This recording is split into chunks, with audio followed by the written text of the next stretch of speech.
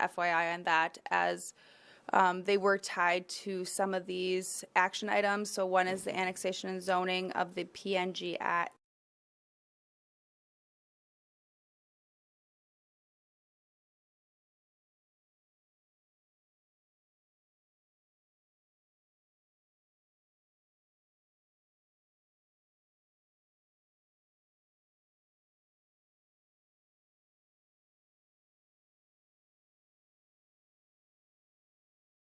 I will call to order the December 8th, 2022 Plan Commission meeting.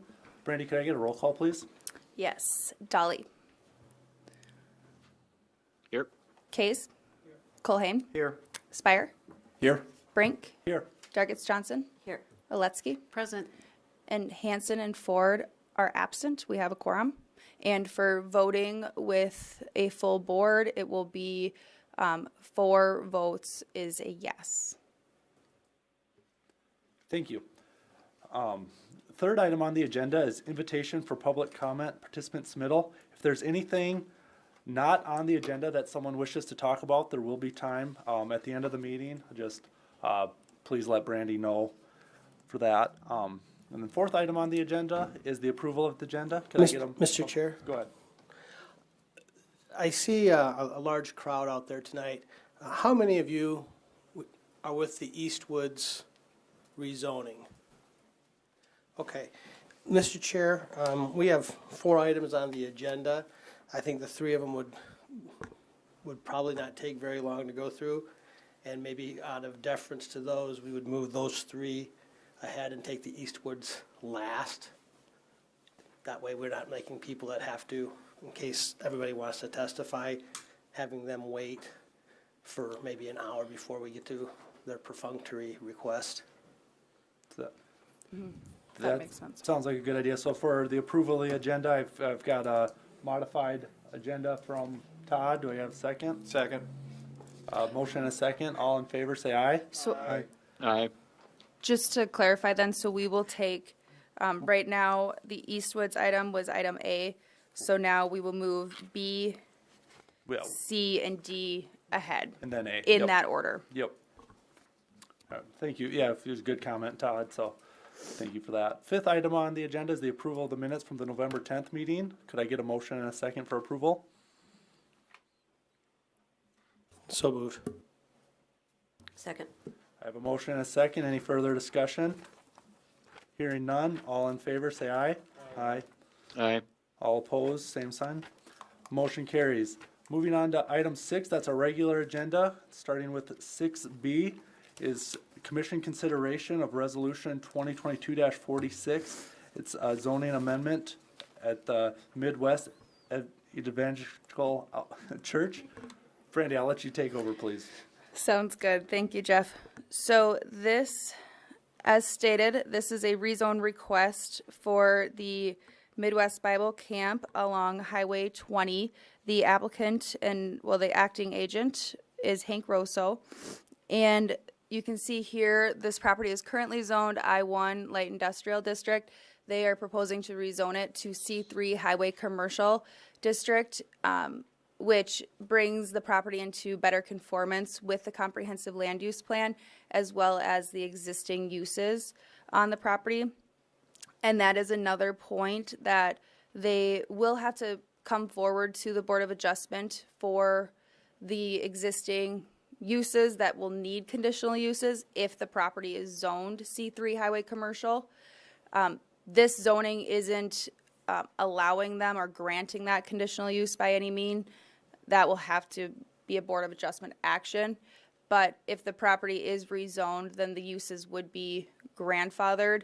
They wouldn't be able to expand unless the conditional use was approved. Either way, you know, it actually still brings the property into better conformance with the comprehensive land use plan.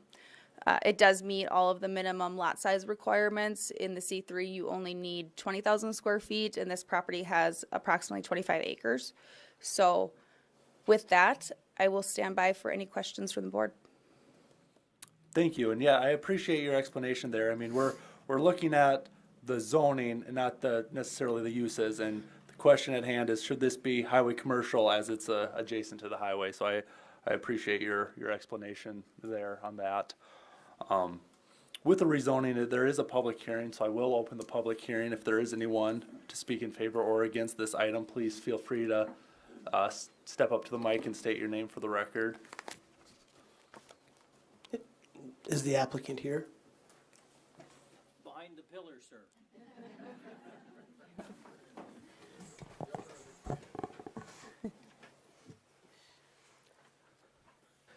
Just a quick question that you have a long-range development plan that's going to be coming with this more than what you have right now, but in order to make that come to fruition, you need this rezoning. Yes, in order to be in compliance with our existing use that we've been, over 50 years we've had dwellings there and such. It's time. Yeah.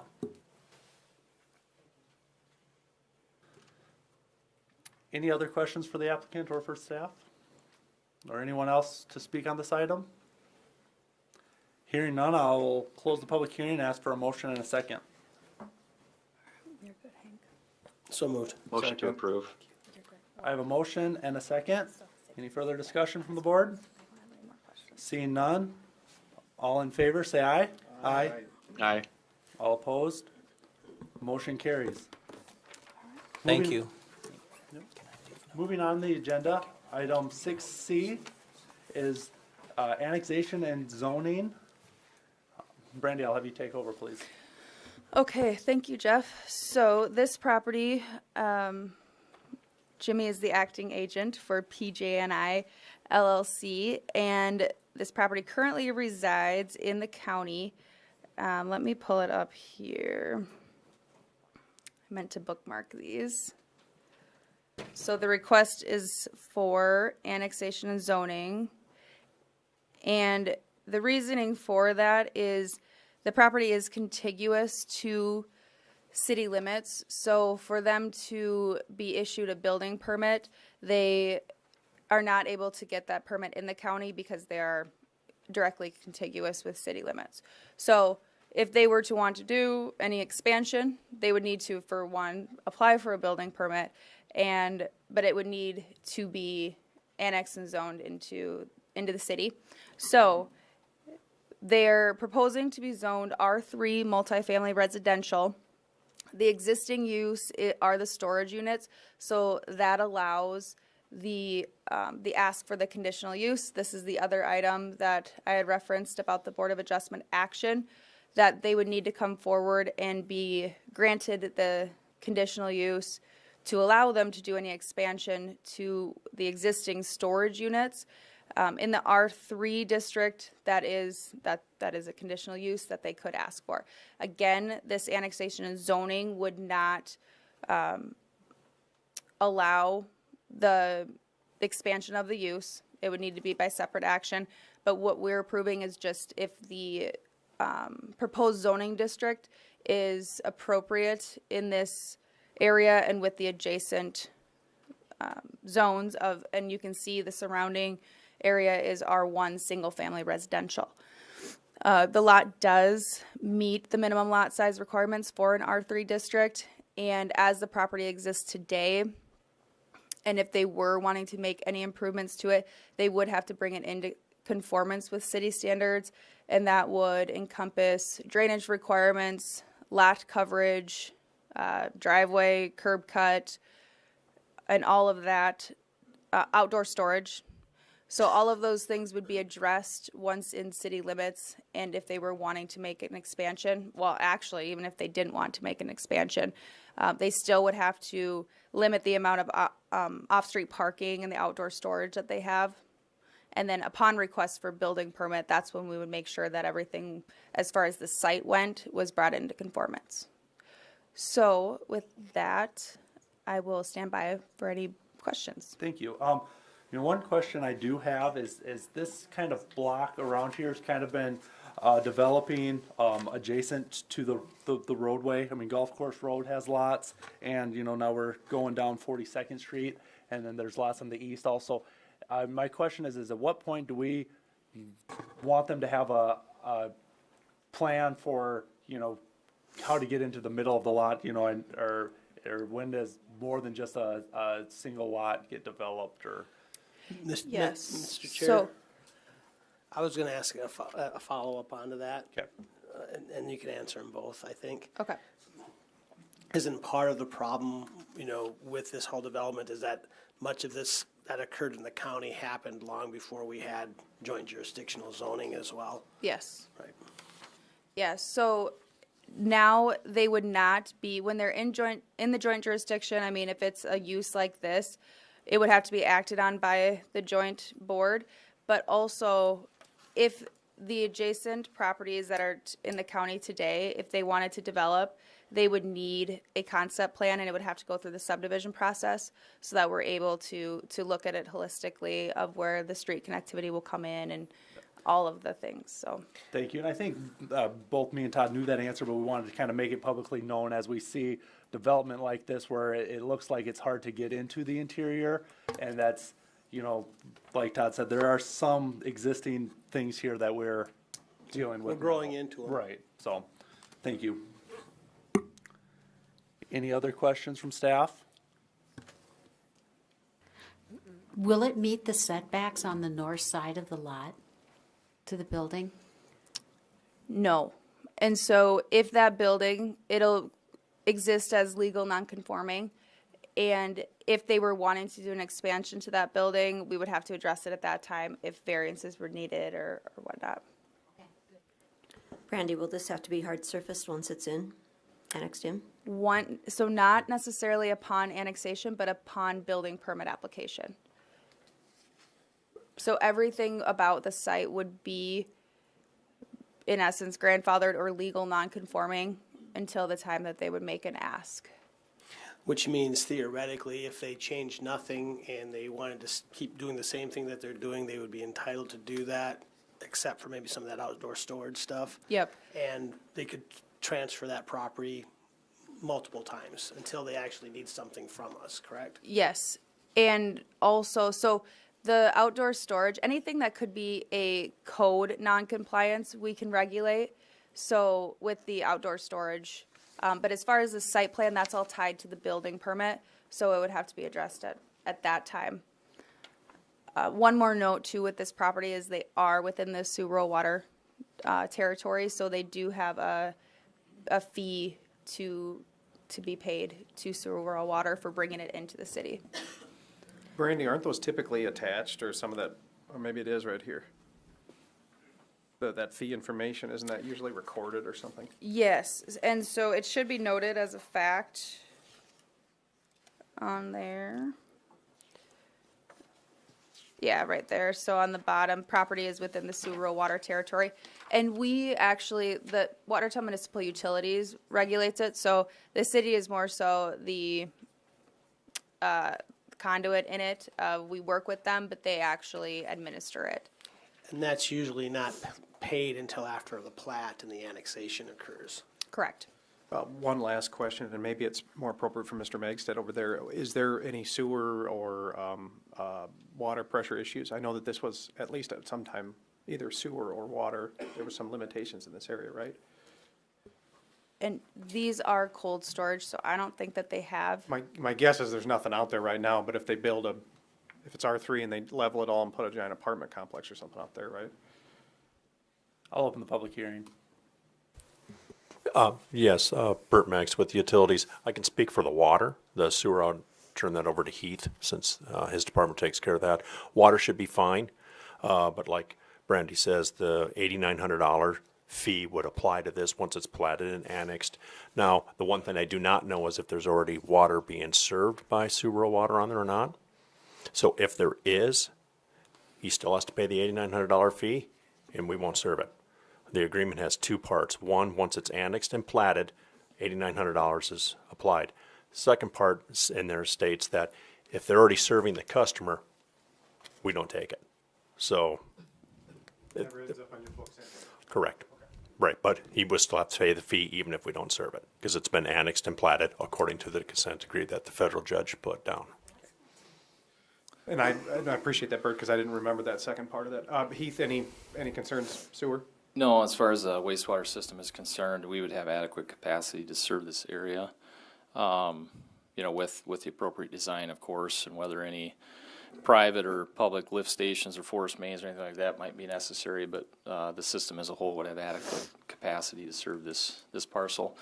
I would, if I could, Mr. Chairman, I apologize, I was a couple minutes late there. I don't know if Brandy touched on this, but I just wanted to point out one anomaly here that this annexation would be causing is we'd be creating an island of county unannexed land by the approval of this annexation. So from an administrative standpoint, from a planning and zoning management standpoint, I just wanted to make sure to point that out to the board as we move this discussion forward.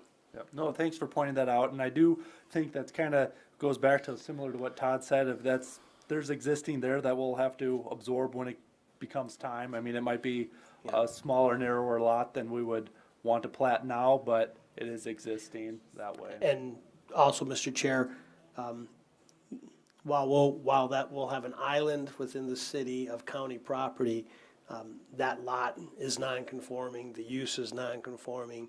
The day God smites it out, it has to come into compliance, and more than likely, that's when we'll see it. Very good. The public hearing is open. If there is anyone who wishes to speak in favor or against this item or items, it's annexation and zoning, please feel free to step up and state your name for the record. Let me just expand too on Todd's comment, or if they would need a building permit. They currently aren't allowed to get a building permit in the joint jurisdiction area today. Hi, I'm Gary Steinmetz. My property is right to the north of there, that 842nd Street. And that was county, and we rezoned that years ago, and it's zoned R1. Don't really have a problem with the coming into the city limits. The one of my concerns would be that the R3 versus the R1, that's against it. Generally, when there's a zoning thing and you have R1, there's always an R2 buffer that would go into the R3 area. As of right now, I know that's not their intent. They want to build on, and that's fine. People die, property sells. And so something happens and someone takes over that, and all of a sudden, oh, it's R3, let's put an apartment or let's do whatever. And that could happen. That would be one of my concerns down the road. Secondly, like the land behind me is county, and Dr. Dan Riefenberger owns that, and he has no intentions of ever selling. I tried to buy some from him one time. It's like, no, I don't want nothing back there. But down the road, we all die. And that could happen, and if you got an R3, that could make that a different situation there. When I purchased that property out there, the golf cart sheds were there. I knew that. Jerry's property was there. Jerry keeps a tidy property. He's the best neighbor I could ever ask for. All I had was, golf carts, people coming and going and doing whatever. Since then, that has been sold. They've kind of eliminated the golf cart thing, and they're converting it more into storage things. I think Brandy has some pictures that I had emailed to her. I mean, there's all kinds of junk out there. There's campers, there's horse trailers. Last year I had boat lifts on that little island that's right adjacent to my property, right behind Jerry's property there. You can see it right there where she's got the arrow. And I visited with the owners. It's like, you want to get rid of that, or whatever. It's like, no, we plan on hard surfacing that so we can rent it out for boat storage. And it's like, which the county is against that. I know I visited with the county on that. They're already violating county ordinance, and they told me if this doesn't go in, they're going to enforce that so they get that garbage out of there, because they're not supposed to do that with outdoor storage in the county. And Brandy has told me, in visiting with her, that there can only be 3 things in outside storage or whatever. And if they do have something higher than that, I mean, they got to put up fence or whatever. But what does that mean? Can they still, right against my property, well, I can park 3 boat lifts across. I don't want to look at that stuff. I mean, I'm sorry, I kind of like my stuff nice, and I don't want junk. And I don't think anybody else in the neighborhood. And like I said, Jerry's in construction. He's been there since Moby Dick was a minnow. He doesn't bother me at all. I mean, he keeps his stuff up, and I knew that when I get there. But when you bring something like this in, things change hands. I mean, this person bought it. It's a potential income-based thing for him, and more power to him. I just, down the road, if something happened that farmer says, I'm selling this off and we're going to sell, oh, that's R3, it'd be really easy for someone to go R3 again. So that would be my only concern. Mr. Chair, so I can tell you for the short term, as far as the management of that property and the maintenance of that property, and what the county has for rules and what the city has for the rules. In the short term, you're gonna be in a much better position having this property inside city limits. I agree. And that would make, because we just have a few more, screwdrivers in the bag. I agree. To make that happen. I do understand the concern for, the R3, it could be single-family houses there, it could be condos, it could be townhouses, it could be a, 90-unit apartment, for example. I understand that. We also know that from a city's perspective, that is a collector route in our system, and in our collector routes, we do allow for transitions, and R3 would be a normal transition if that, even though we didn't have the single families out there. So we'll have to, it's gonna be a balancing act, and theoretically, going to the south as that develops, and I'm looking at the interior, you're probably gonna be looking at more 2 and 3 and 4 family type, townhouse things happening on the frontage of that county oil, and then the interior being more single family down the road. Again, and I'm really not against what they are trying to propose to do, because they want to build on, it's not going to really affect me, they want to build onto the backside of that. My whole thing is hard surface drainage, which the city has more teeth than the county does in that. But right now, I've already got water coming from this property into my place. And when it comes across my place, if there's a good gully washer, the ditch in front of my house, and then the culvert goes under the road, and those poor people across the road, it floods them. When we had high water at a given time, it's about running in your basement windows. We can plug that culvert, and I can hold some in my yard. But I'm more worried about the drainage thing and the city keeping their teeth in it and what may happen down the road. And the other thing, sir, is that if this gets through the city council and it is zoned R3, and there's a subsequent permit for the conditional use, that'll be a time that you can come back and state those concerns before the board, and then we can attach conditions to that permit at that time. Okay. Sounds good. All right, thank you for your time.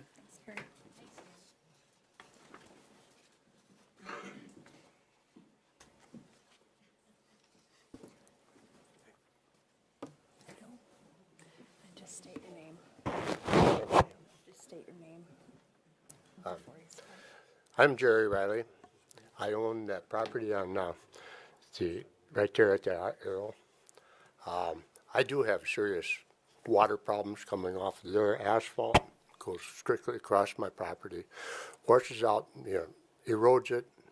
And last summer, I did put a spillway across my property, and it helped terrifically, except for run everything into Gary's property.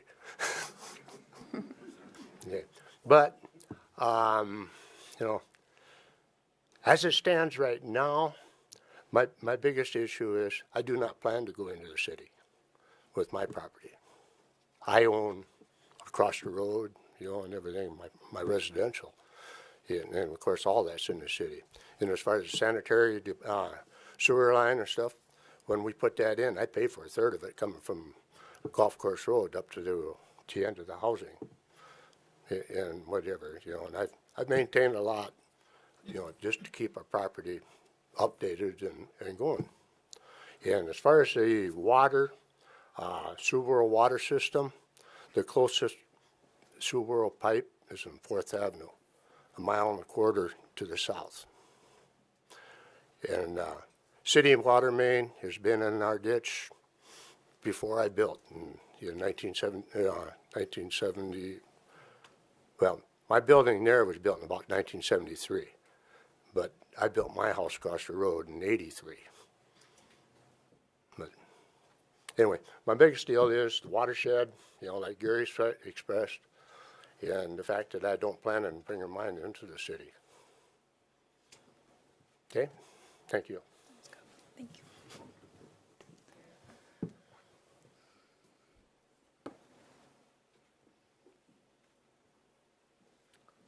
Anyone else from the public here that wishes to speak in favor or against this item?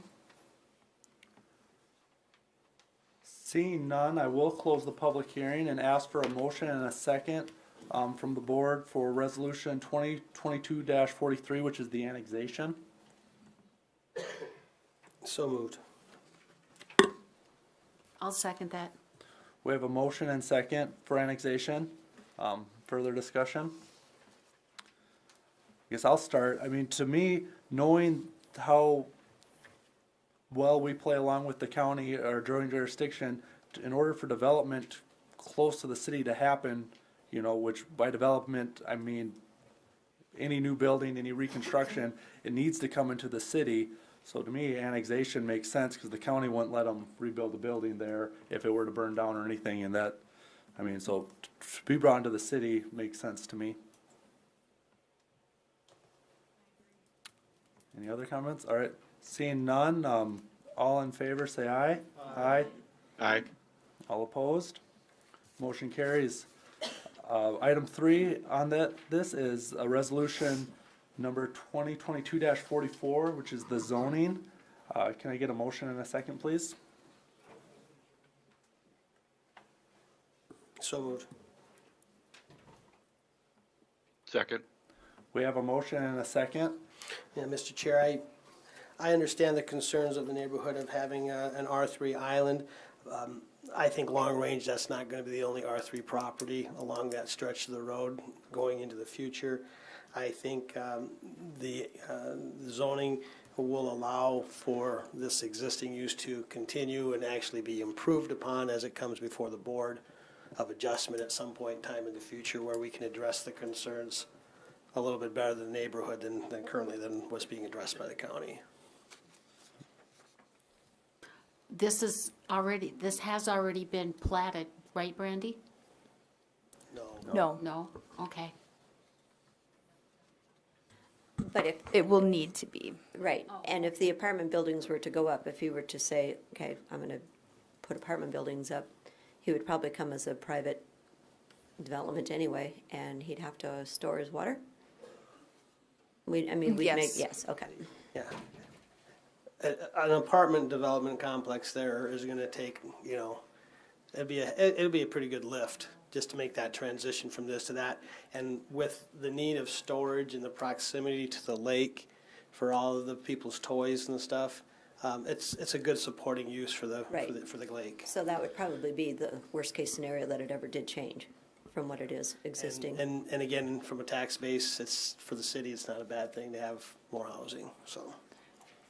But I mean, it's already a substantial investment of the amount of storage units that are there, and if they are converting them, and also in the R3, they can only, the maximum size has to be can't be more than 600 square feet for each unit itself. So they can't turn into like contractor shops. Yeah, you're not storing campers in these buildings and the like. And you cannot have water and sewer to them either. It has to be cold storage. So I think the zoning adequately lays the foundation for subsequent requests.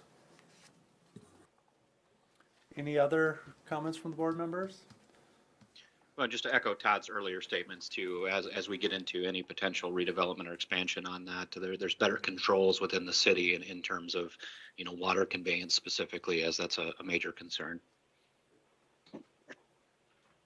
Thank you, Blake. With that, we have a motion and a second. All in favor, say aye. Aye. Aye. All opposed, same sign. Motion carries. Moving on the agenda, item 6D is commission consideration of resolution 2022-40, zoning amendment to the Cedar Plateau 5th edition. Brandy, will you take over, please? Yes, thank you, Jeff. And so this is actually the same developer here. Jimmy is the acting agent for PJNI LLC, and he is requesting a rezone for the property located on 14th Avenue, just east of Highway 81. And so here I have it highlighted on the map just for proximity. Today it is zoned R1 single family residential. They're proposing to rezone it to R3 multifamily residential. Again, this is in conformance with our comprehensive land use plan. The lot area meets the minimum square footage requirements to be zoned R3. And with that, I'll stand by for any questions. Mr. Chair, Brandy, based on the size of the lot, what is the maximum density for apartments that could go on that location? So it all will depend on the number of bedrooms, but if you're gonna do 2 bedrooms, you need 1,700 square feet per dwelling unit. And if you're doing 3 bedrooms, it is 2,100 square feet. So I'll do a little quick math, because I did not do that on this one. So what, we'll just say that it is, all right. They don't give me square footage, so okay, so 32,906 square feet, and if we're doing 2 bedroom, they could do 19. And also that calculation, you know, that's most high dense that it could be, because you still need to accommodate for your off-street parking, which is the 1 stall per bedroom, and potential detention requirements and setbacks, all of those things. So I guess, you know, when we look at zoning, we should never look at any immediate intended use. So we've talked a little bit about that. The developer who's before us already had an option. The question is if we zone this R3 and we know that he's doing storage units, is he looking at storage units or is he looking at apartments? And the question is, we have to balance, well, we're either okay if it's apartments or storage units if it's going to be in that area. And so that's something that we're going to have to weigh, I think, too, in this area here where you have assisted living center, which is R3, but we have a church and you have the other R1 uses across the street. The question is this an appropriate location? So that's just something we're going to have to weigh. But behind it to the north are them townhouse apartments too. Mm-hmm. So it kind of blends in. And keep in mind too, with, as Todd mentioned, the storage units, that would need a conditional use from the Board of Adjustment if they were to use that use. One other thing I look at on this particular one is 14th Avenue is a collector route. We try to limit the number of approaches on there. As you can see, all the R1 houses that are on the south side of the road, they actually all come off of you know, the side streets, 2nd Street, 3rd Street, etc. You know, on the north side, that's not an option because Grover Place is a cul-de-sac, and so is Jefferson Circle, so there isn't the through street where this property will get access on. So when I look at this type of thing, you know, if we do a larger lot, which R3 tends to be, that's less approaches that'll be put onto a collector route. I will open the public hearing. If there is anyone to speak in favor or against this item, please feel free to step up.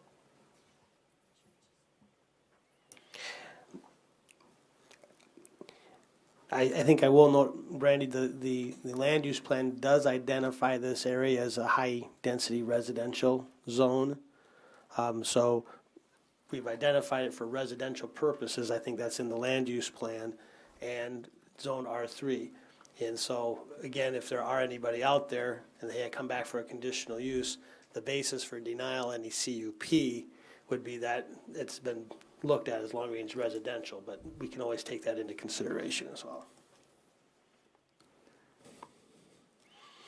And it is adjacent to a collector route, I do agree, Jeff. And I'll just note that too in the comprehensive land use plan, we do state that in the future urbanized area objectives to allow high density housing only in close proximity to major streets and activity centers, and then provide for sufficient multifamily housing around commercial. I thought there actually was another one. Yeah. Allow flexibility and density and land use subject to detailed projects. So but that's just providing more justification, I guess, to when Todd referenced our transitional zoning from collector routes, that it is one of our objectives adopted in the comprehensive land use plan. And we do differentiate between collectors to having a major and minor collector, and this is designated as a major collector on the major street plan. Correct. Brandy, do you know why he didn't just go to R2? Really because of the comprehensive land use plan, and then, I mean, and I don't even, regardless of what they're planning on doing, it's just the more appropriate to have the high density adjacent to the collector route. Well, other than you have residential right behind it. Grove Place is, This here. That to the north is, oh, I'm sorry. Okay, okay. Never mind. I was thinking they were R1, sorry. And I guess I'm thinking if people are, I know people are thinking, what's that other potential use? And again, it shouldn't really matter. But if you're thinking further down the lane, you've got a church that's right next to it with a very large parking lot. And I think those would be the most impacted people if it was, a use that's not residentially based. And so that's how I'm rationalizing it in my head. Thank you. The public hearing is still open. Is there anyone that wishes to speak on this item? Seeing none, I will close the public hearing and ask for a motion and a second for further discussion. I'll make the motion to approve. I'll second. Second. We have a motion and a second. Is there further discussion? Seeing none, all in favor say aye. Aye. Aye. All opposed, same sign. Motion carries. Moving on the agenda, moving back up to agenda item 6A, commission consideration of a rezoning on Eastwood 17th edition. Brandy, will you take over, please? yes, thank you, Jeff. So this is another rezone request from Archer Land Company LLC, is the agent petitioner for ownership, and currently Heilman Homes Inc. is the owner. Archer Land will be the one that is developing this property.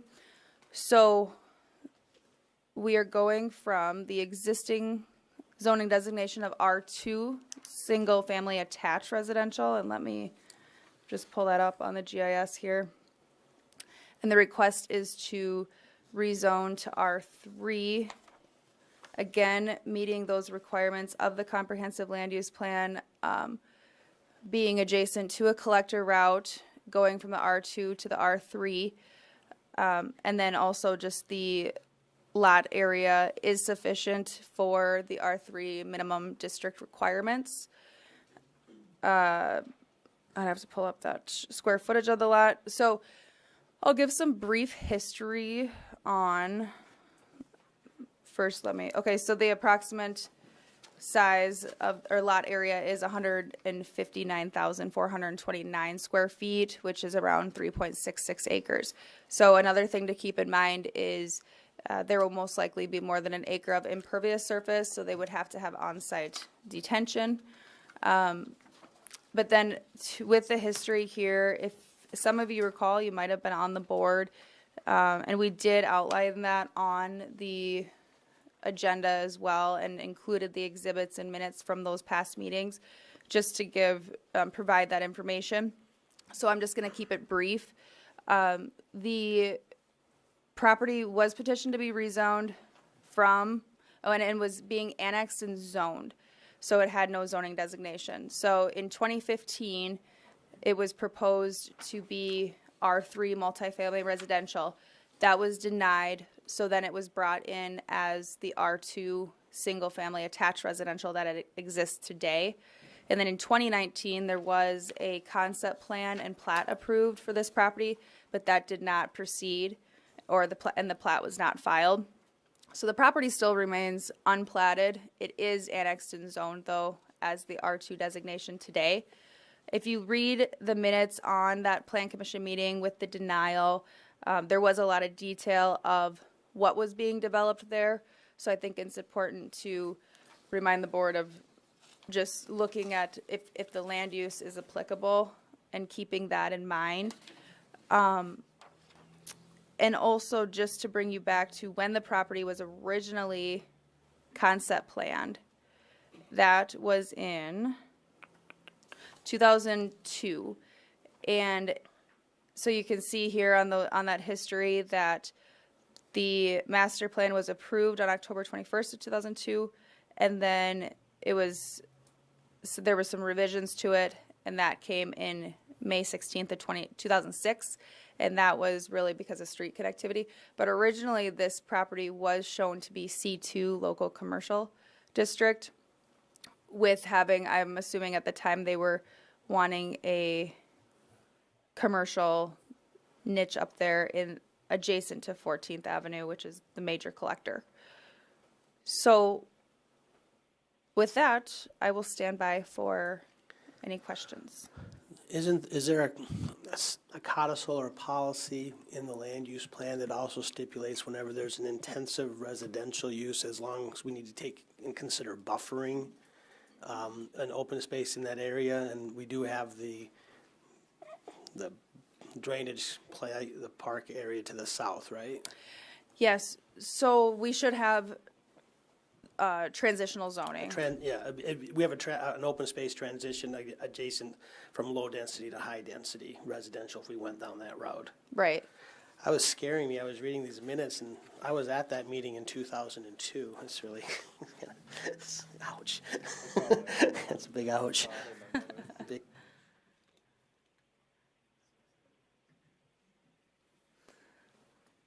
Yeah, thank you for that. And yes, we could spend a lot of time going through all the history. I know a lot of us were here, especially in 2015 and 19. You know, I know at least 4 of us over here were on the board back in 15 and have been on since 19, of course, too.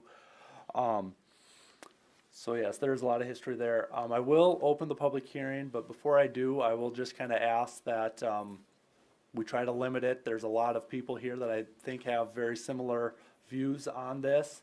And, you know, I think if we could just kind of say, you know, I agree with so-and-so or something, we don't have to all say it again. But having said that, everyone does have their opportunity to step up to the microphone and speak their piece. Mr. Chair, would you entertain the idea of asking the proponents to testify first? And if we can get through all the proponent testimony then we're easy to consolidate their comments and then bring the opponents after that? Sure. Todd always has good ideas. He's been around this since at least 2002. So yeah, I like that idea. Let's ask the proponents to please speak first.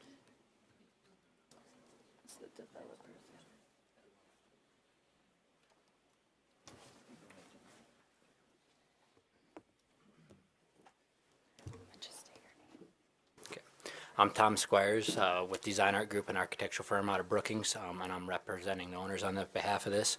And so we took a lot of interest in looking into this project to fully understand what its potentials are to this property. You know, we do a lot of master planning for this type of projects all over the state of South Dakota.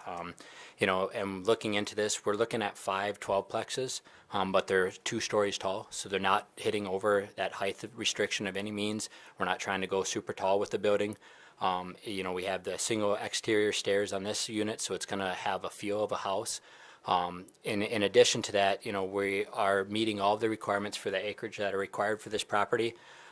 It will remain as one solid lot, so it's not getting broken up into multiple lots and trying to be zoned out that way. We hit all of the parking requirements that are set forth and required by the city. In this, we have a private looped road so that we're not adding any additional parking to this site. So the way it meets into it is you're going to enter into one site and kind of loop through and then exiting out. So you're trying to minimize that. In addition to those 5 plexes, we have some opportunities for some single dwelling garages that will be added in there. So there will be banks of like 10 max garages within a couple of those spots. We do have all of the site retainage accounted for on there and drainage for it. So we actually have some retention and detention ponds already designated in there.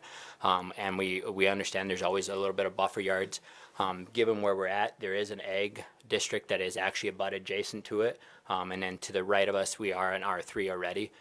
So we're not trying to compromise the integrity of what is around us. We do have a little bit of a buffer that is owned by the city, and so it's never going to be changed from the city's hands of what that actual jurisdiction is. Those are kind of what I have, I guess, on my end for it. Yeah, Kellen Bludorn with Archer Land Company. Thank you for your time tonight. I'm wondering if Brandy could pull up some of them 3D plans. We do have a site plan we could walk through quick just to share our vision. I do want to say we sure don't want to fight tonight. We just want to share our vision and show you what we're thinking, and we'd love to try to work together. That's some of the floor plan there, but we did have some 3D renderings that just got completed this week. I would have loved to share these with all the neighbors beforehand, but this is kind of the community. It is an upscale apartment complex. We own a number of these throughout eastern South Dakota. We do have the same building actually up by the pool on 8th Avenue right now that we built last year, and they're working really well. There's 2 of these 12-plexes, the identical building. They're white with the cedar kind of behind the Peddler's Market there. And this is like a whole planned subdivision, I guess, all in its own there for multifamily living. 2 bedrooms, a few 1-bedrooms, and a couple studios, but the majority of these will be 2-bedroom, 1-bath units. We have a park planned, I guess a whole pre-planned subdivision, and as Tom said, a looped-in driveway there. Nothing, we're not trying to change where the roads are and things. We understand the neighbor's point of view. I'm in the real estate business in Brookings full-time, and we have to deal with this all the time down there in Brookings as well. And we'd love to have the opportunity to talk through some of the fencing, some of the trees for buffering, privacy, things of that nature. And any questions there would be. But yeah, it is this. I know before in 2015, I read into that when you guys had shut that down, and a lot of that was due to I feel it was income-based style housing from Costello's. In this case, we do have Mills Property Management here to represent us if there's any questions on their management style. It will be professionally managed, crime-free zones, screened tenants, all of that. It's ran, very tight ship there as far as the management style goes. So if there's any questions, we're here to answer them, I guess. But this is what we've drawn up, I guess, for the concept. We spent, a significant amount of money getting our plans drawn, the architect work done. Drainage, all the drainage plans and things are in the works as well. So, thank you. Brandy, more of a question for staff. Could they do this design in an R2 setting No. because of the density? Yep, because they can only have up to a 6-plex in an R2 district. Okay. Thank you. Now your drainage and stuff, hey Caitlin. Hey, Lon. Now with your drainage and stuff, is that going to drain into that ag portion of it? Or is that going to be one of those where it holds for 24 and then just goes away? We'll have Brandy pull up the site plan, and then Tom can sure talk through some of that with you. While she's doing that, Brandy, this would be a permitted use if zoned R3, and it would only then have to be staff reviewed at that time as far as compliance issues? Correct. Yeah, thank you. It would be reviewed by our design review team with it being a major site plan, and then we'd have everyone's input as far as their proposals. Engineering would be looking into the hydraulics and detention requirements there. So here I have their plan pulled up.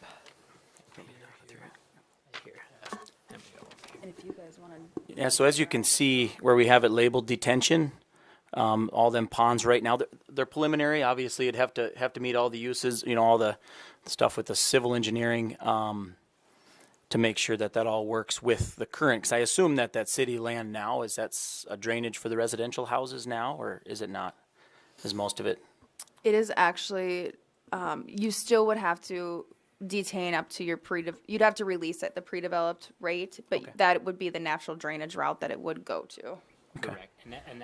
Correct. And that's how we have it planned and accounted for currently in the design, is that we are planning to hold it at that level until it actually is designed to meet those requirements. So we have dug into this enough to know how much we're going to have to do. So that's why if you look, there's actually 4 different detention ponds, and they're all varying in sizes to make sure we're accommodating all of that. So there should be one up between the units here, and then there's one right in here right now, down over in this corner, and then down along the entire basically back of the site, and then another one behind this unit over here. Are the 4 main detention ponds that we have accounted for on the site to help account for that drainage.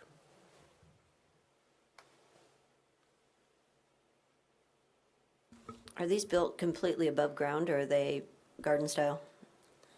Completely above ground is the intent for these. So they would be on grade 2 stories essentially.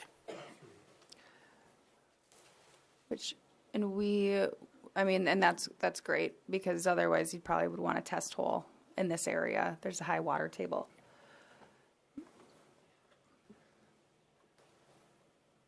Any other questions for the applicants? Is there anyone else that's here to speak in favor of this item? Do you want to? Hearing none, I'll ask for those who are against this to step forward and speak. Share that. We did have a letter from Joy Nelson. She had sent, and she's owned that land in the past, and she was through the 2015, and so this is the letter that Joy had wrote for us, just talking about that, all her different efforts as far as workforce housing goes in the state, and the need for the housing, and just talking a little bit about us, that we'd build an upscale housing, not a income-based housing thing there, along the same lines of what I talked about before. But Joy couldn't make it here tonight. She wanted to be here to talk on behalf of this project. She'd really like to see it go, but this is what she provided for us.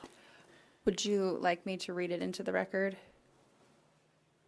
I don't we think can all see this, right? we Because can everyone all read online it on can our see it own. too. Okay. It can be part of the record, though. Okay. Yep. Does anybody here of the neighbors, do you want to hear from Mills Property Management for any of the management stuff, or is that not important? Totally up to you guys. If okay, I don't want to waste your time with any of. Well, as far as that goes, it has to do with the design. So modern design, probably has to do a little bit more with the pricing as well. Probably not so much probably going to be in that $1,000 to $1,400 a month rent type of range, I guess, for the pricing. I can't sit here and segregate people of what people can afford and tell you the different class of people, but I think it brings, maybe Melissa can for fair housing rules and stuff. There's a lot of rules on that, but she could talk about the different quality of tenants, I guess, that would bring to this neighborhood, I guess. And so we'll just keep discussion, though, centered through the board. Okay. And so if you guys want, and then they can have their questions too, but just so there's not the. Sounds good. I talk a lot, so sorry. No, that's completely fine. Did you want to have, if you want to have Mills give any? Yeah, sure, Melissa, if you don't mind, just a quick.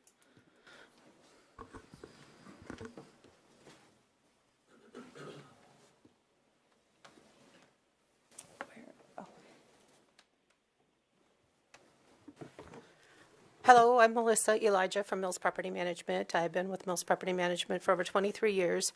And I would suspect that just about everybody in this audience has heard about Mills Property Management. We're a third-party management company. We do not own any of the properties that we manage. I think our initial establishment in Watertown was the Sunchase Apartments, which unfortunately had a fire back in 2013.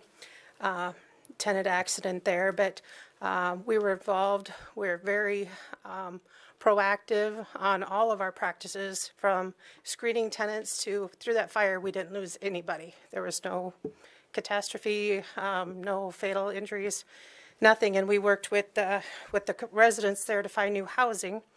And that property is no longer there. I think the property was sold to the city, and they use it up there for their own use right now. But anyways, so Mills Property Management, our job is to provide third-party management.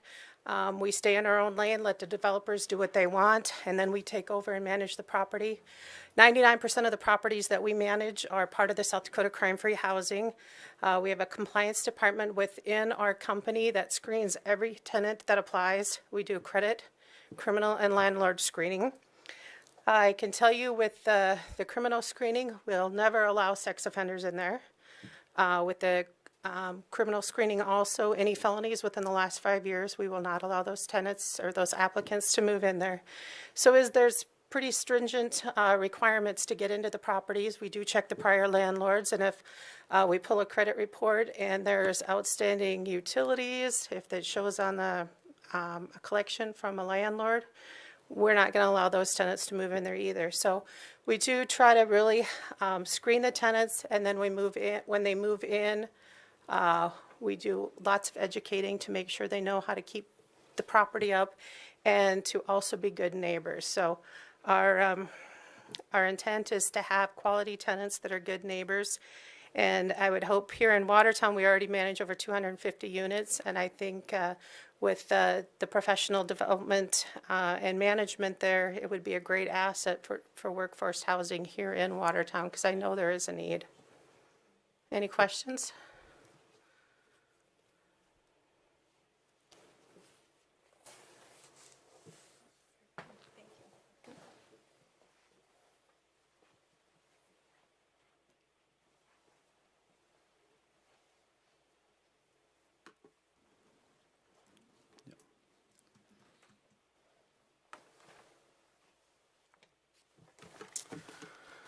Good afternoon. I'd like to thank Chairman of the Commission for taking time to gather public input today on an issue that myself and all of those folks who live near me see as extremely important for our neighborhood. My name is Mike Odland. Professionally, I'm Mike Tanner, the radio news guy in Watertown. I'm here today with my wife of 23 years, Shannon, and a lot of my neighbors behind me. I live at 1279 Cherry Drive. My wife and I have called that home since early 2015. And to put this in the proper perspective for you, this development would be directly behind my home, right behind it. When I first heard the news last week that there would be another hearing to rezone this undeveloped property, my first thought was, oh boy, here we go again. I and my neighbors fully understand that you folks on the Planning Commission don't control the agenda for these meetings. There are occasions, like today, that a request comes before you to rezone a piece of land from its current R2 designation. But you're going to hear many of the same opinions and facts today that the Planning Commission heard back in July of 2015. A developer wants to put high-density housing into an already established neighborhood that is largely populated with R1 single-family homes that have been there for a long time. Now, the homeowners who opposed high-density housing back in 2015 are here again today in this very room. And if I can, I would like to please get a show of hands from people who are here today opposed to this development and are supportive of me speaking on your behalf today. Can I get a show of hands, please? Thank you.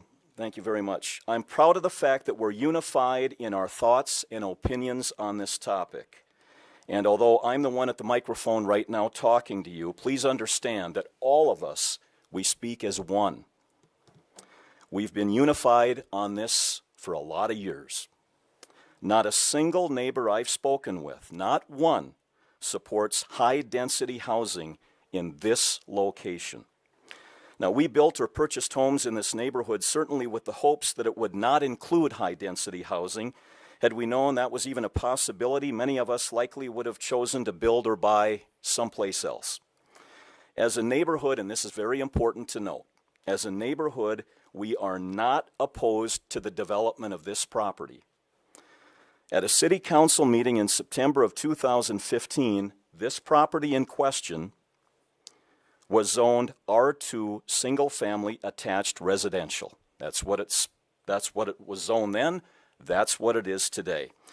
At that city council meeting, there was a public comment period, and not a single person from our neighborhood spoke out negatively about R2. Not one. How come? We're fine with R2 development there. It's been zoned R2 for almost 8 years. We've patiently waited for single-family homes or twin homes to be built there, but for whatever reason, that just hasn't happened. High-density housing crammed into an existing neighborhood featuring many single-family homes is not a good fit. That's what it boils down to. Does this fit? If it were to be built right in or adjacent to a residential neighborhood, you could logically argue that it should be one of the first things built, not the last. That way, anyone who chooses to build or buy in that neighborhood knows exactly what they're getting into. This development, if approved, would change our neighborhood forever. There'd be no turning back. Traffic would increase dramatically. 14th Avenue Northeast would be the main ingress and egress for vehicle traffic. And right now, that's a half street.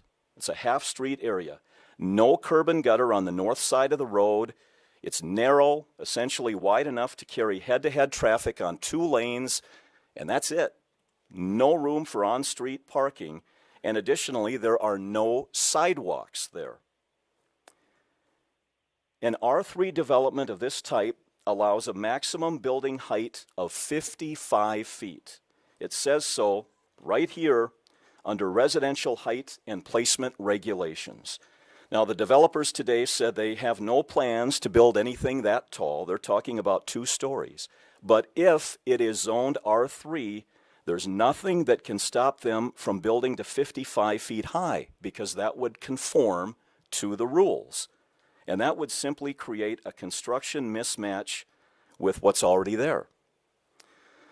The bottom line is this. We had this, and I say this with all due respect, folks. We had this very same conversation in this very same room.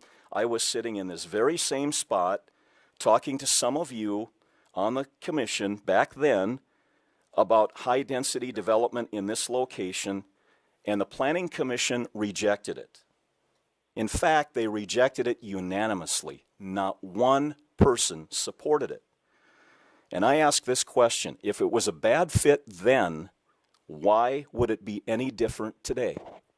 Because our surrounding neighborhood has not changed. We look forward to this property being developed under its current and appropriate R2 designation to round out what we believe is a great neighborhood that we hope to continue to call home for many years to come.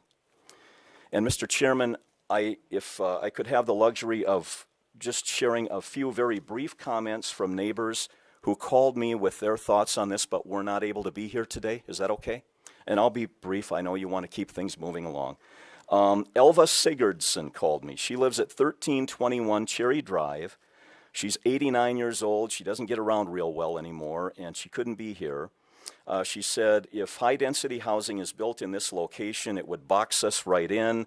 Our property values would likely go down, and she said it's bad enough right now that we've got a big pile of dirt on this location. And that's a topic for another day, but I invite you to drive by this location and see the state of it and the state that it's been in for over 2 years. And I've complained to Councilman Danforth about that repeatedly. David Clausen, 1349 Cherry Drive, called me unsolicited, said, Mike, nope, I don't want this, not in my neighborhood, don't want high-density housing. 1331 Cherry Drive, Peggy Ogan called me. She would like to have been here today. She's traveling to North Carolina for the holidays. She said, absolutely not in favor. The Heller family, 1254 Cherry Drive, said, nope, do not want it. This morning, Elvina Johnson called me. She lives at 1317 Cherry Drive. She says, I object to multi-family building at this location. I would prefer single homes. She says that this would likely interfere with the value of homes that are already in the neighborhood. And she said, and I think she speaks probably for all of us, that she hopes that something is done with this land soon. One other quick note, Mr. Kays, I appreciate you asking the question of why can't they do R2 here? And the answer that Brandy gave was density. That's what this comes down to. Density, density, density. R1 family single homes are all around this area. My lot, the buffer for my lot would be that strip of ag land, dirt with grass maybe 2 or 3 inches high. Is that a buffer? Does that follow best practices for proper transitional development? We've got 2 other people that would like to speak, opponents who would like to speak today. Thank you for your time today in hearing my comments, and I hope you use good wisdom and judgment in making your decision. Thank you.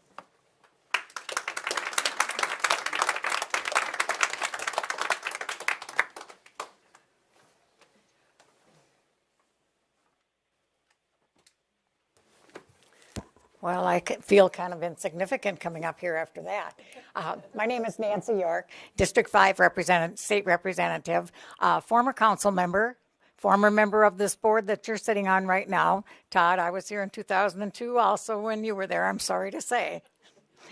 I'm here today in support of these folks, just like I have been ever since this development was put together by Nelson Haugen Realty. They bought their houses with the thought in mind that this was going to be a single-family dwelling neighborhood, and it's a lovely neighborhood. I drove past there yesterday just to kind of refresh myself on what's going on up there, because I was here the night that it was zoned R2. Heilman Homes at that time was going to put twin homes in there. The neighborhood was completely excited about that. That's the way they thought it should be developed. and that's the way it should be developed. These people have invested big dollars, and that's one of your main duties as a Board of Adjustment and a Planning Commission, is to look into what people have invested in their neighborhood and not to take their dollars away from that investment that they've already made. Now the way that the backyards are of these folks that we just heard from, that's the zoned R2, is piles of dirt. There's some rubbish down in there. It's been completely neglected and uncared for, and I'm not quite sure why that has been, why somebody hasn't done something about that sooner, but it really needs to be. But I do support these folks in thinking about the roads up there. As Mr. Tanner just, or Mike just said, 14th is not a finished street up there. That street is not right now able to handle a whole lot of extra traffic. I don't know how often you've driven that far up on 14th, but it's not ready for an overabundance of traffic. So those are the things I'd like you to consider. And I know you have a difficult job. You know, when I was sitting in those seats, you always hate to say no to somebody or yes to somebody because there might be repercussions from that. But I would remind you that your main concern is the citizens of Watertown and the money they've invested in their properties and to help them protect those dollars. So I thank you for your time today, and I hope you look favorably on this neighborhood. Thank you.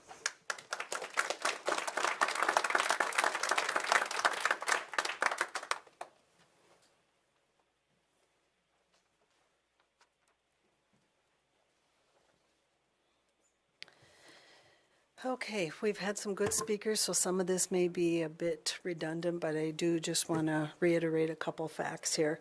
My name is Dorette Clark. Thank you for giving me the opportunity to speak with all of you today. I live in the neighborhood at 1225 Cherry Drive with my husband, Dean. This has been our family home for the past 14 years.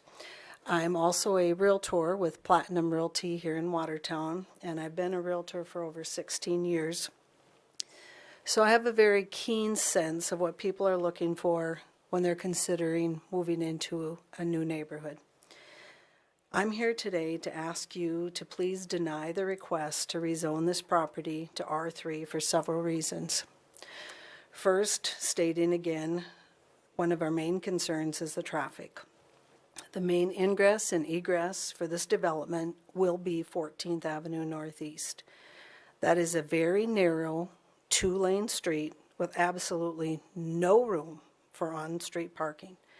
It drifts in very heavily during the winter months, sometimes narrowing it down even further, or blocking it altogether on occasions until the snow plows come through. How will this development possibly facilitate a minimum of 60 cars coming through there? In all reality, there will be more than one car per unit, so 60 cars is actually a very conservative estimate. As a realtor, I can say with certainty that if this high-density development is allowed, it will devalue the single-family R1 homes in our neighborhood. In all my years of selling real estate, never once have I ever had a client say to me, I want to buy this home because I could have 5 12-plexes right next to me. That is something that just does not happen. The cost of our single-family homes will decline in value. That is a guarantee. Additionally, if this rezone is approved, what kind of a precedent does this set? Should every homeowner in the city of Watertown living in an R1 zone with nicely maintained single-family homes be concerned that an R3 high-density housing will suddenly appear in your neighborhood? Lastly, I pose this question. Is going from R1 single-family homes along Cherry Drive to R3 high-density apartments directly behind us, is that an example of proper transitional development? Is this project something that you would want in your backyard under this scenario? Please vote no on this request. In doing so, you will show respect to the R1 homeowners who've lived in this neighborhood for many years and who have invested in their property, the neighborhood, and our community. As a neighborhood, we look forward to the completion of the piece of this development, but with single-family homes or with twin homes. Thank you for your time and your consideration today.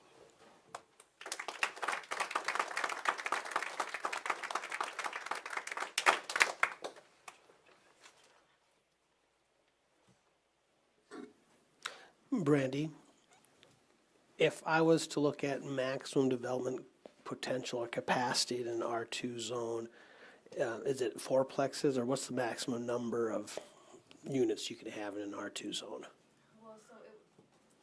It would be, you can have 4 to 6 plexes per lot. So then your minimum lot size is 10,000 square feet. So there would be a lot of variation. So this is a 3-acre piece of ground? Yep. And so you're talking 120,000 square feet, take out stuff for interior roads. You're maybe at 100,000, 90,000 developable, and 10,000, that's 9. So you could theoretically put in 54 units. Yeah, I'm sorry. I don't know where the 6, it's 3 and 4 family. Okay. Oh, That so- is the okay, so- conditional okay, that's use. 3 and 4. I thought you said 6. I was. Okay, so sorry. So my math went from 54 down to roughly 40. Yeah, and I can do some math here too. If I'm just taking 3.5 acres and taking 20% out for, open spaces and setbacks and everything there, you're still talking 2.5 or more acres. That's 90,000 square feet. That's 9 lots times 4 units would be 36 units. Yeah, That's- so that's- if like the most dense that it could be is if you had 2 stories, so you could have 15 lots. So 62. So units. theoretically, the number could still approach 50 to 60 even at the R2 zone. But, and to take into consideration, I mean, the plan that we saw in 2019 that did show those duplexes, because you have to have the private street for access and the detention and all of those things take away. But that would be same calculation that we use for what the max could be. Like this, and now I think for 2 bedroom units, you could have 74 units on this property. What is being actually proposed are the 12 times 5, so there will be 60.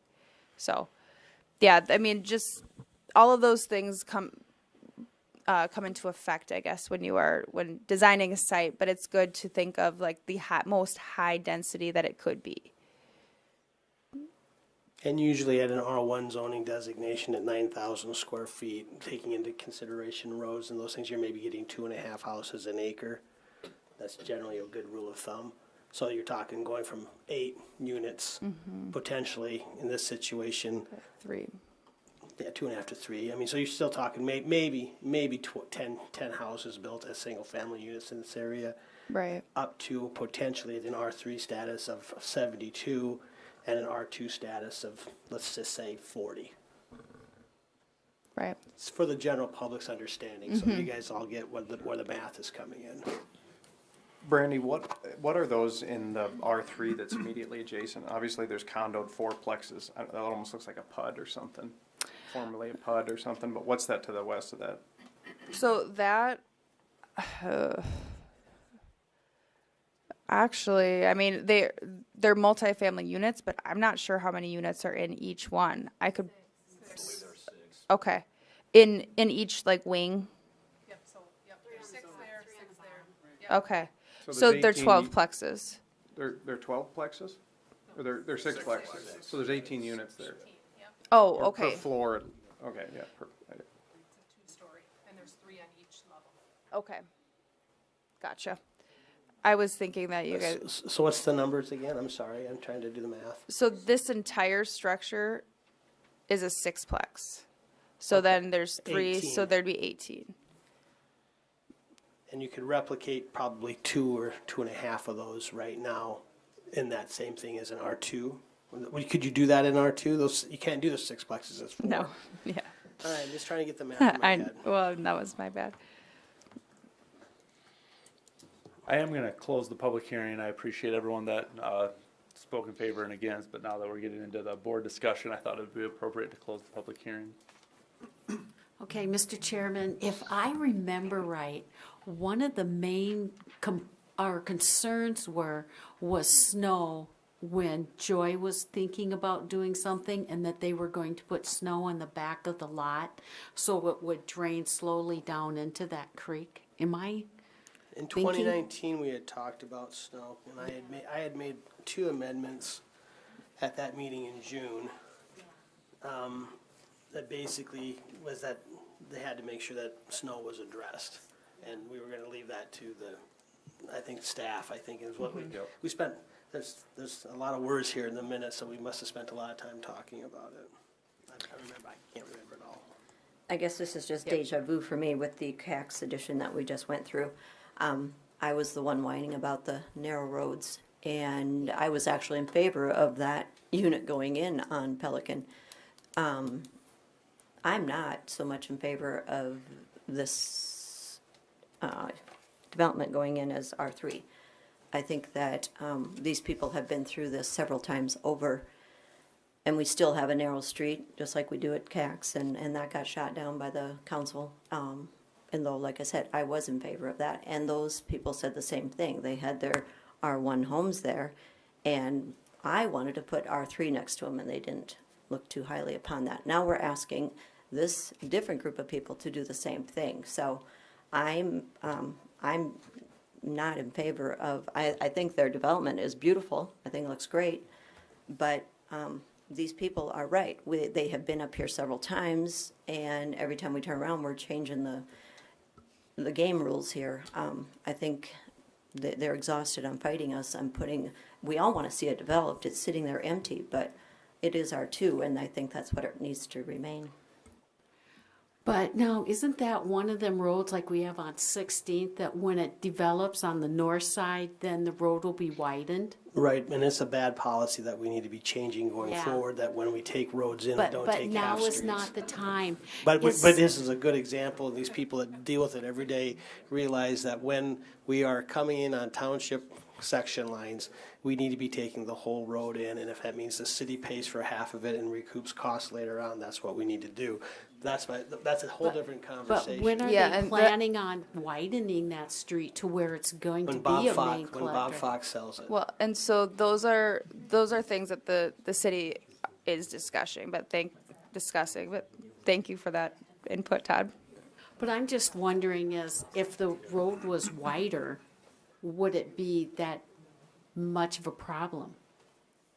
Bonnie, that road, as they said, it's one-way traffic sometimes with the snow. And that's not going to probably change when the other side is developed. It's just going to be more snow on the road. But again, we've also have water issues up in that neighborhood, so I'm still going to wave my flag on this. We already have water issues in that neighborhood. And our 2 roofs are going to still be roofs. There's still going to be runoff. So, I mean, I get that. So development there is just going to be tricky no matter what. And I know they have the retention ponds. They're also going to have the retention ponds with R2. We can argue all day long how many people are going to be using that access in and out, 60 people, 120 people, who knows?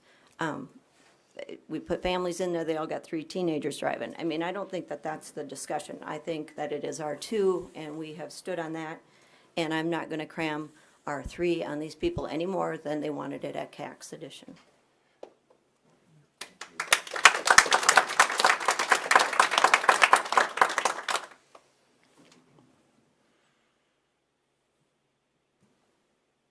Any other comments from any board members?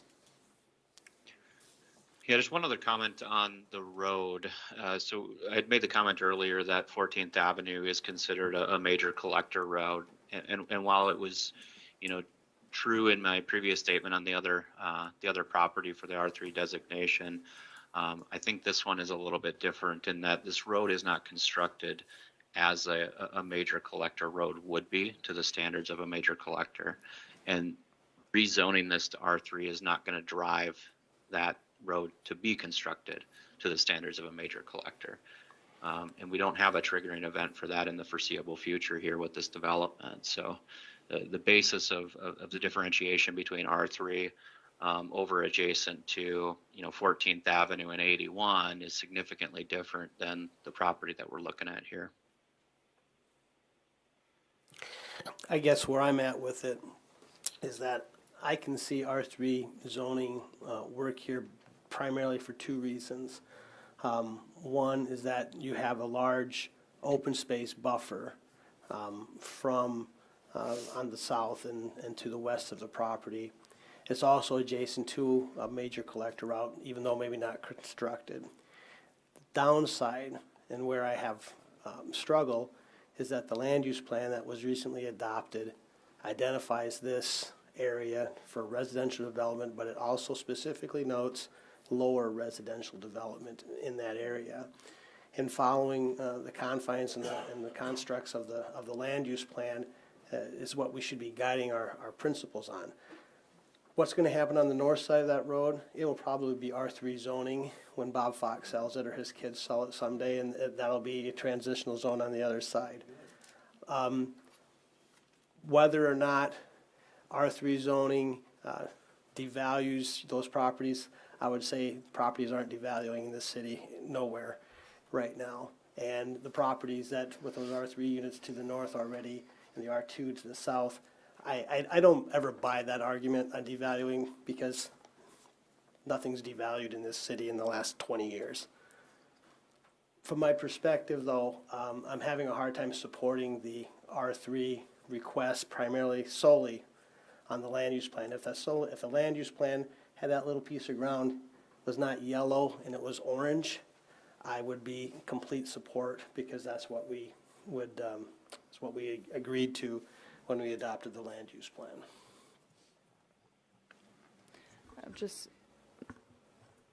The other thing I would like to put out there is that I have done work down at Brookings, and I have seen the properties that these developers had done. I have too. And what they proposed on the picture, what they were going to do, they carry through. Oh, I know. So if it did get changed, you guys would have had some really good neighbors. They really do a good job.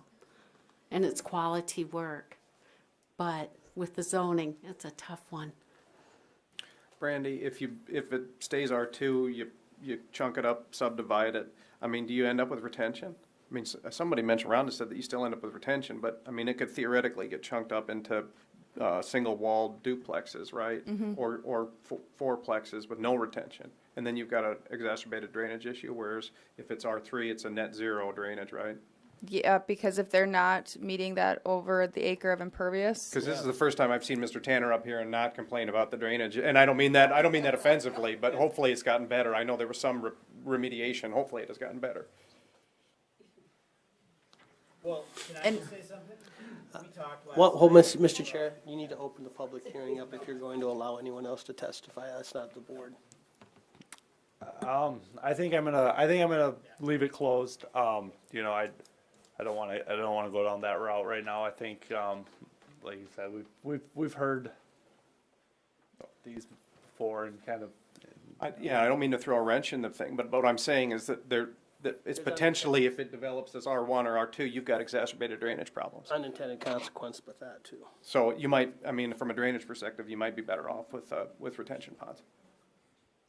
And I do wonder, looking at our master plan there, I know originally it was shown to be commercial in our original 2006 master plan, and that was before this had zoning, and then after it got zoning, did we update it then to this because it was zoned R2, or which happened? I believe believe, the chicken or the egg, I guess. I believe what happened was because the property was zoned R2 at the time of the new comprehensive land use plan, most recent, and in those conversations, I'm going to guess, I don't remember ever having a specific conversation about this piece, but Luke probably did talk to us about the urbanized development or redevelopment of areas that had not been developed, and because of the zoning designation, probably laid the low-density residential zoning classification in the future land use map. And that's what we passed. And it lost, and we were having 25th was a minor collector, and then due to subsequent developments. 25th got eliminated as a minor collector, and now 33rd will be our next collector out to the east, I believe is the, so, you know, that's also where it changed from being the corner of two collectors to just being on one, and that's where it changed, I know, from commercial to residential at that time as well. Yeah, and that kind of discussion around that, the geographic constraints that we have farther to the east and the limitations on development, both from a major street plan and residential and commercial construction, will all played into that land use plan. And I guess, I mean, I'm a purist at heart. And if in the land use plan, on the previous one on 14th Avenue, it did say high density residential for a driving decision. I think we could weasel words within the plan to support R3 zoning here. I think there's enough in there, but when the map itself shows low residential zoning, then I'm not exactly, I mean, a picture's worth 1,000 words in that situation. And I'm saying that reluctantly because I think that R3 designation would work in this situation. I know the neighbors don't want to see it, but I think it would work, but I don't think the plan drives it.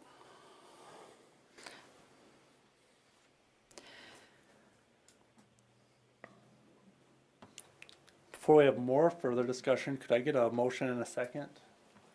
I'll make a motion to approve for more discussion. Second. Second. All right, we have a motion and a second. Usually I do that before we do all this discussion, but just kind of. So we have a motion and a second. Is there any other comments or consideration? Mr. Chair, can I ask a question?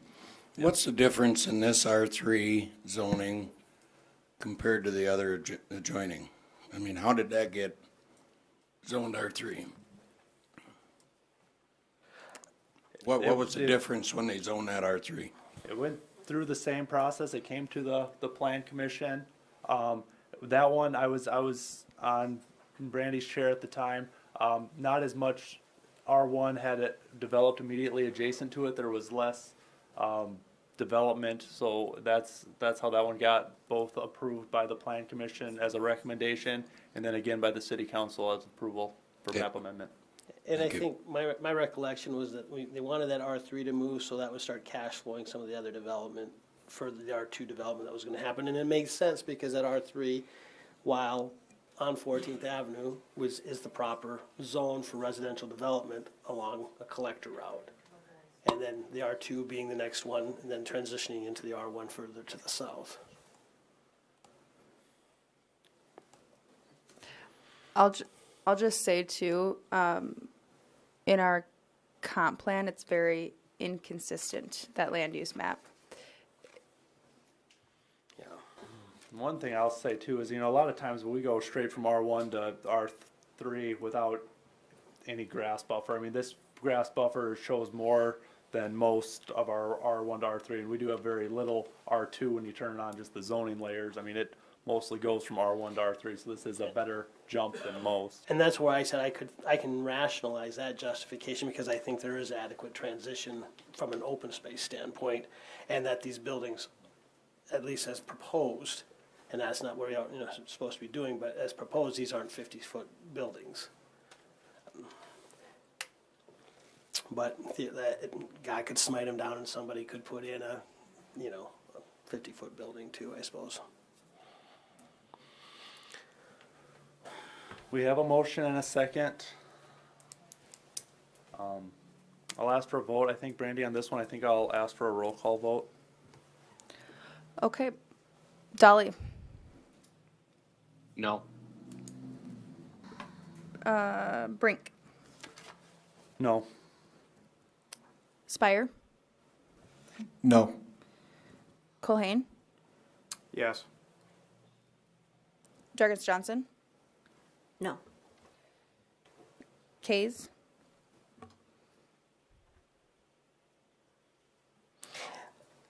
I'm just going to say yes. Aletsky. Oh, this had to come down to me.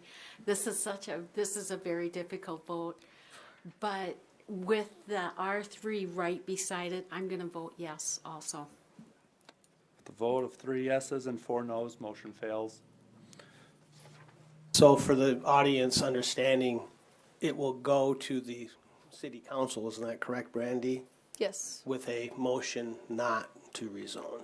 Yes, it will be, it will Motion not be not- recommended by Plan Commission to City Council. Correct. Again, thank you for that.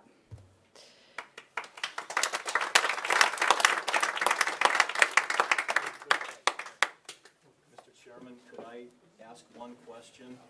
Sure, This yes. is the second Will you time- step up to the microphone just so that everyone else can hear online too? This is, of course, the second time that we've been through this, and the last time back in 2015, when the R3 zoning was denied, at that time, I asked then City Attorney Stanton Fox if there were another petition to come forward to rezone to R3, if the neighborhood would be notified. So we only got word of this last week. I mean, we kind of got blindsided, and we had to get our ducks in a row really fast. So, Ms. Carrico, would you be willing to, as the acting city attorney, let us know if there, in the future, is a request to rezone to R3? I don't want to get into a situation where we're setting some sort of precedent that now the city attorney is going to start giving notices. The Public Works Department did, and Building Services did follow the statutes as far as giving those notices, and so we should stick with that. So in that sense, I would say no, just because I don't want to establish a precedent that somehow the city attorney's office is issuing service on the constituents. What if there is no notice sent to adjacent landowners, what would be the notification process from our end? How would we know? Are we constantly looking every week at planning commission agendas? So those are questions that. Can I speak to that, Mr. Chair? And I appreciate your response there, Attorney Carrico, very helpful. Because as you stated, Mike, you know, obviously Mr. Fox is no longer here. And to have that obligation pinned on a position that may or may not be here, that person may or may not be here in the coming years, what we do rely on is the statutes for those notifications. So Brandy, as a community development manager, follows the state statutes closely to a T to provide notification to adjacent landowners within a certain radius of property being proposed for an amendment such as this rezone. And in this case, Brandy, the statute, as far as the distance we go out, we're required to go out by statute is how far? 250 feet by Okay. ordinance. Yeah, and I don't mean to interrupt you, Heath, but that was one thing that did change from 2015. State statute only is immediate adjacent landowners, and due to instances like this where the immediate adjacent landowner is the city, not as many notices went out, so we upped it per ordinance, which goes above and beyond state statute, so now more letters get sent out. Sure. Because of. Yeah, and then otherwise it's a notice published in the Right, newspaper 10 right. days prior. Mr. Tanner, are you saying that you didn't get notice? We did. Okay. We did. I know there were, I'm at 1279. I'm probably as close to this proposed development as anybody in the room here. We did get a letter, and as long as statute calls for at least some of a neighborhood, in this case ours, to get a letter, word will travel. I'm not suggesting that everybody in a 3 or 4 block area has to get a letter, but if there's some notification process, then we can take it from there. Yes, there definitely is, and we keep that consistent. This letter was sent out on November 23rd, so sufficient and ample notice. It's consistent across the board for any application like this, so. Yep. And we're good with that. Thank you. All right, thank you. Item 7 on the agenda is open public comment. Brandy, did we receive anything that wasn't on this agenda? Nope. Item 8 is new business. I see you have the schedule for next year. Do you want to touch on that real quick? Yep, so that's just for informational purposes. Just letting you guys know when we are planning to have our Plan Commission and Board of Adjustment meetings next year. Again, it'll follow the same schedule, the Thursday after the City Council meeting, and of the first and third weeks, Thursday of the months. So, as always, if there's a date that you already see that you will not be able to make it, I mean, you can let us know ahead of time or just in advance of the meeting, as you all do a great job of doing so far anyway. So, That is all. Thank you. Any other new business? Mr. Chair, just one quick thing. Probably in January, I'll be coming before the Planning Commission to bring you an update on some legislation that myself and a few others are working on that'll be introduced in Pierre regarding municipal zoning. That's going to be some interesting stuff. Please be in touch with staff, and then we can get that on the agenda. Thank you. Do we have any old business? No. Any reason to go into executive session? Nope. All right, we are adjourned. All right, thank you guys. And we don't get together before Christmas, so Merry Christmas to you all. Happy holidays.